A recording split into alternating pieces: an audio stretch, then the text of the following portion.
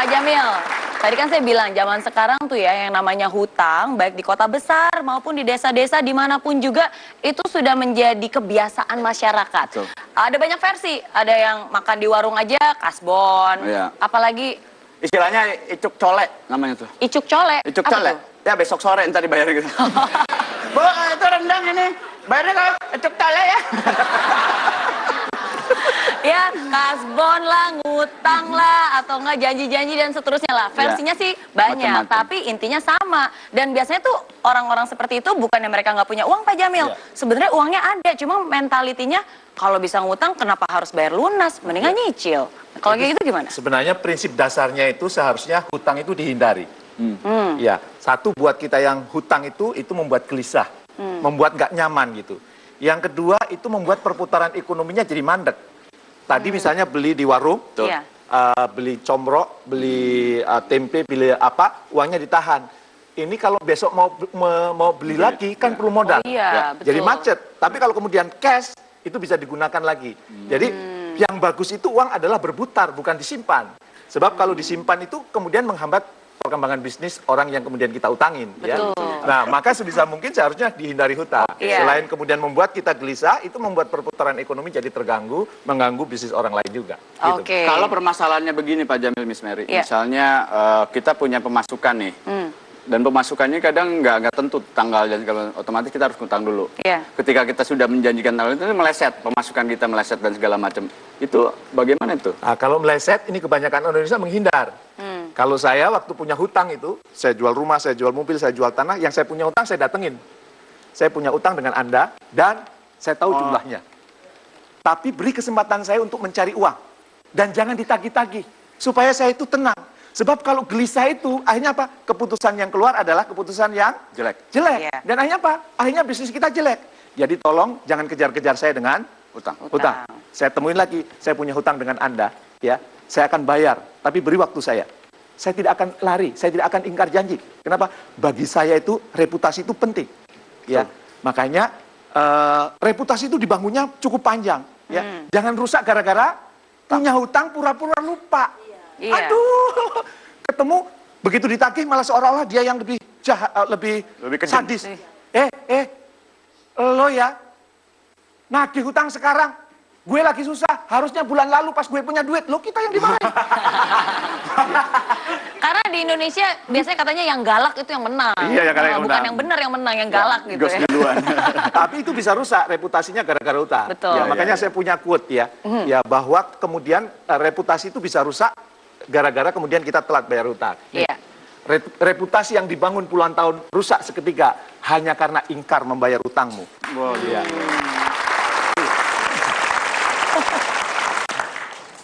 Miss Mary, Pak Jamil, tampaknya mereka-mereka yang di sini mukanya udah pengen gitu utangnya dilunasin. Pengen sharing kelihatannya. Kita coba pancing. Siapa di sini yang mau sharing? Mungkin ada masalah utang atau apapun itu. Silakan angkat tangan. Wah, banyak ternyata. Oh, banyak ya. Coba saya akan lihat yang pantas masuk TV. Bercanda. Ibu aja deh, ibu yang depan nih. Silakan ibu berdiri. Kasihan. Iya. Tepuk tangan dulu. Perkenalkan namanya, terus langsung sharingnya apa? Saya Ibu Meli. Ibu Meli mau bertanya dengan Pak Jamil. Ibu Meli, Ibu Ya, Meli. Bu Meli. Meli Liana berarti ya. Beda versi dong. Beda versi. Sama-sama merah sih ya. Iya merah. Bu Langsung Meli. aja. Ya. Pertanyaannya bagaimana kalau kita punya utang agar cepat bisa melunasi gitu.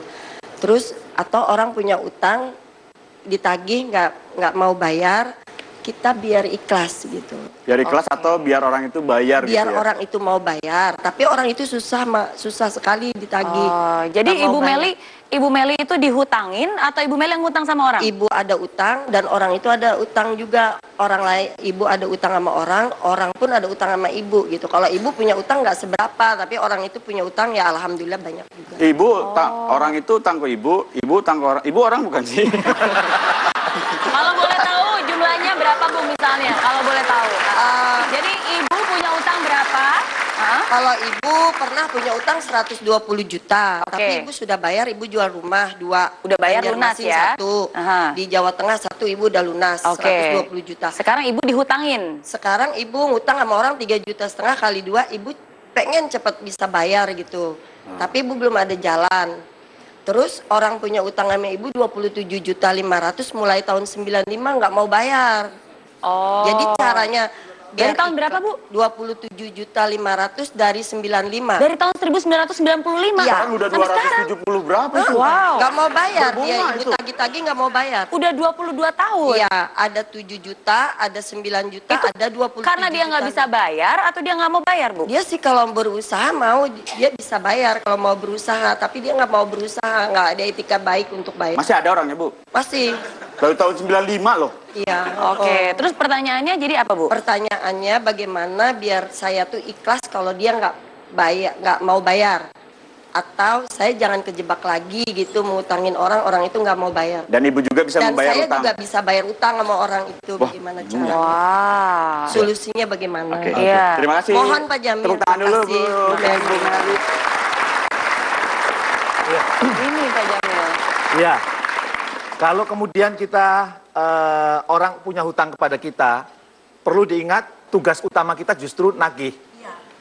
Orang yang kemudian ada orang punya hutang kepada kita, kita nggak nagih itu keliru. Ya, kenapa? Karena itu bisa mencelakakan dia. Dia kemudian merasa kemudian bebas, akhirnya ngutang ke sana kemari. Nah, dan kalau kemudian kita temui, ternyata setelah diutang ini, loh kok ketemu hidupnya susah. Kok kemudian saya nggak tega. Terakhir ini, misalnya nggak tega ibu. Nggak, tega sih karena kan dia kan Mic-nya, harus Bu, bayar. dipakai. Ya, Terakhir ini saya ketemu dia susah gitu, tapi dia kan saya berusaha untuk menagih agar dia mau bayar. ya. Kalau dia berusaha sih jual motor atau jual apa tuh dia mau bisa bayar, tapi itu nggak mau, nggak ada etikat baik. Ya.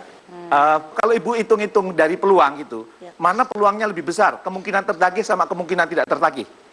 Peluangnya, Iya. peluangnya banyak yang nggak tertagih. Kalau peluangnya nggak banyak tertagih, dan kalau kemudian ibu mau mengikhlaskan daripada menghabiskan energi untuk Iya. nakit terus, dan itu nyakitin hati, sakit Iya. gitu, ya. Maka lebih baik bebasin.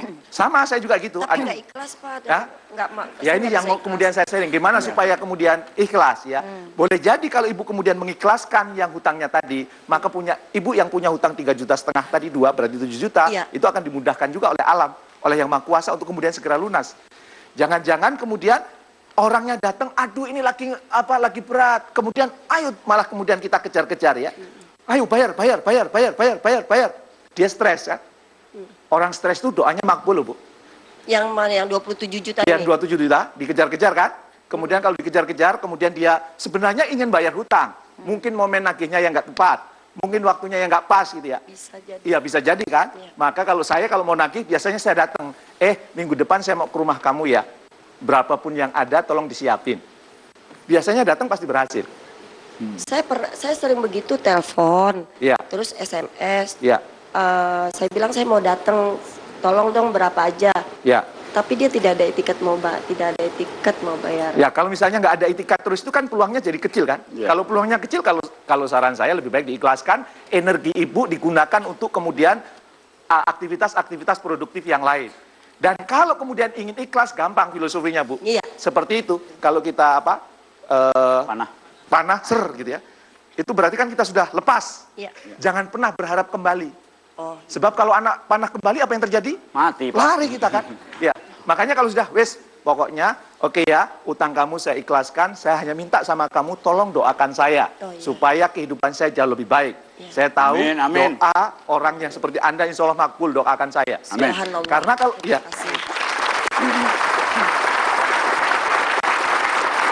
kalau dalam kacamata saya, kalau orang punya hutang itu jalur solusinya harus dua. Jalur finansial sama jalur spiritual. Jalur spiritual itu salah satunya adalah memudahkan urusan orang lain.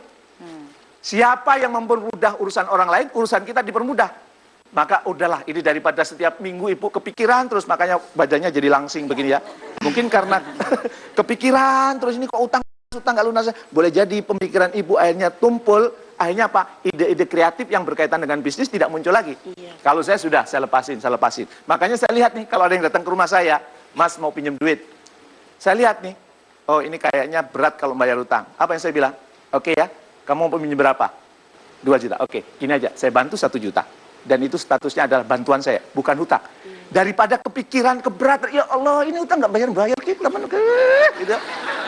Ya kan kalau sesuatu yang kita pikirkan itu kan mempengaruhi hormon-hormon. Kalau kemudian kita memikirnya itu yang negatif, terus kita hidupnya negatif, penyakitan, Bu. Saya sering memberikan ilustrasi sederhana bahwa apa yang kita pikirkan mempengaruhi hormon-hormon dalam tubuh kita. Kalau nggak percaya, mari kita lakukan uji coba sederhana. Mohon maaf dengan segala hormat. Tangan kirinya bisa ke depan kiri. Bayangkan pegang jeruk nipis. Gimana rasanya jeruk nipis? Asam kecut. Yang tangan kanan bayangkan pegang pisau. Yuk jeruknya kita belah bareng-bareng. Tuh lihat, airnya keluar banyak banget tuh. Dan kemudian jeruknya kita jilat. Gimana rasanya? Asam, jeruknya ada nggak? Maka kalau kemudian kita berpikir, aduh, utangku ini ya, yang diutang nggak lunas-lunas, hidupku jadi susah. Maka hidup ibu jadi susah beneran. Iya. Maka kalau saya bilang, oke, dia mau pinjam sama saya bantu 1 juta, insya Allah dengan bantuan ini mengundang peluang-peluang bisnis yang itu akan membantu hidup saya dan memudahkan hidup saya. Amin. Jadi mudah. Amin. Jadi kira-kira. Baik, semoga harus bisa diikhlaskan ya. Oke, nah setelah yang satu ini akan ada bintang tamu spesial. Di usianya yang 21 tahun, dia sudah memiliki hutang 7,7 miliar. Bagaimana ceritanya dan bagaimana cara beliau melunasinya, kita akan bahas setelah yang satu ini. Jadi jangan kemana-mana, dari impossible jadi... Impossible. 21 tahun, hutang 7,7 M. Saya 21 tahun kemana ya? Ya 21 tahun dan itu terjadi 18 hari setelah nikah.